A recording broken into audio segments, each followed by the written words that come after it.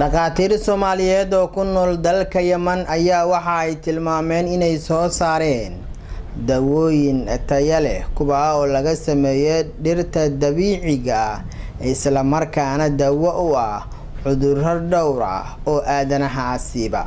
warkan Yemen waxa ka soo diray wariyahayaga Maxamed Jeylaani.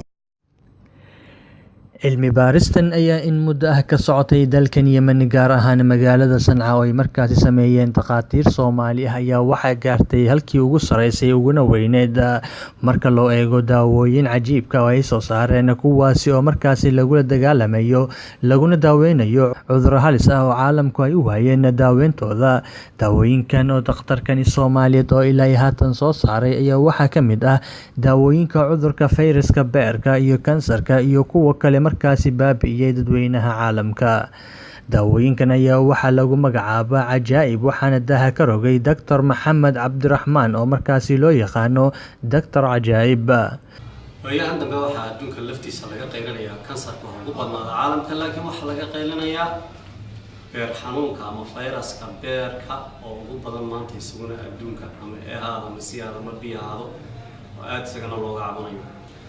runtii waxa weeyaan caalamka sidaynu ognahay akaademiga caalamka ama jaamacada lagu dhigto ama lagaga shaqeeyo isbitaal waxa weeyaan faytamiino iyo waxa iyo malab haddii la waayo bas unbaa meesha yaalla.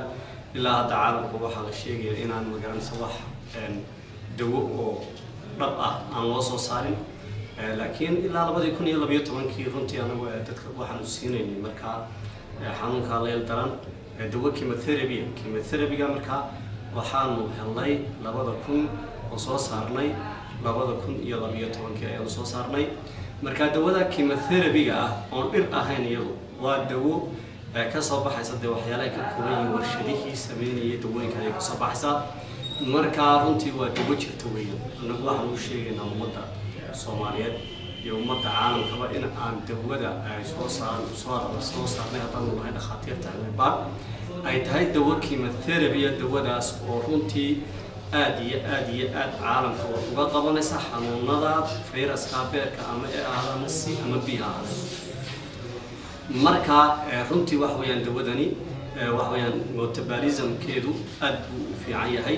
wax weeyaan waxyaalaha beerka lagala baqayo marka magaranaysa xanuunka beerka magaranaysa difaaca ka beerka bararo ama qofkii ugu ay bararaan wadawooyinka kale oo dhan lagala baqayo marka metabolism-ka meesha ka baxay ama uu in yar ku sii jirto oo si hadhay runtii aad iyo aad buu faa'iido u leeyahay. dawada chemotherapy ay faa'iido u leedahay. marka dawadani runtii dad badan ayaan ogeyn ilaa hadda oo ka faa'iideysan lahaa oo ummadda Soomaaliyeed ay ka mid tahay, laakiin waxaan moodaa adduunka maanta in yar oo adduunka ka mid oo golo yar oo xiran oo shirkadaha dawooyinka soo saaray iyo maamulada ku dhadhowa ay iyagu intii ay rabaan dawooyinka caalamka soo saareen kalena aanay soo saarin. kalena dawo dunida saddexaad lafteedana dee aan muhiimad ba la siinin xagga dawo soo saarista, laakiin dawadani waa dawo ka kooban chemotherapy oo markaa iyadu iska falgashan sida antibiyootig oo kale iyo haskala u samaysan.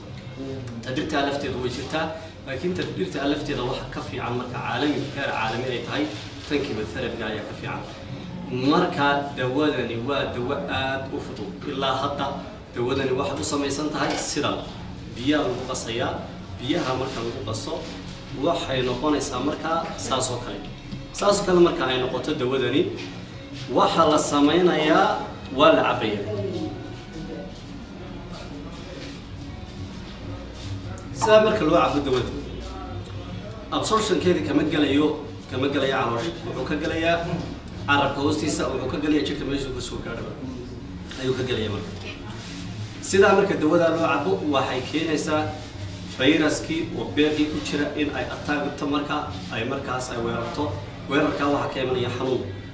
qofku runtii fulayga oo dhan uu ka baqayaa dawadaas marka oo wuxuu soo oranayaa wallahi dawadani waxa uu keenaysaa khatar weyn uu keenaysaa ama beerka ayaaba noqonaya. laakiin waa maalinka hore iyo maalinka labaad, maalinka saddexaad iyo maalinka afraad dawadani wax dhibo oo ay jirka ku keenaysaa ma jirto. xanuunkana dhammaantii meesha uu ka baxaya siduu u dhan yahay uu ka baxaya.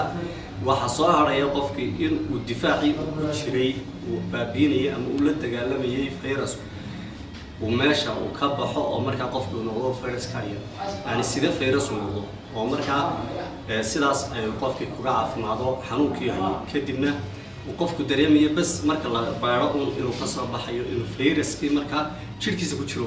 محمد جيلاني، صوم نيوز تي في، يمن، صنعاء.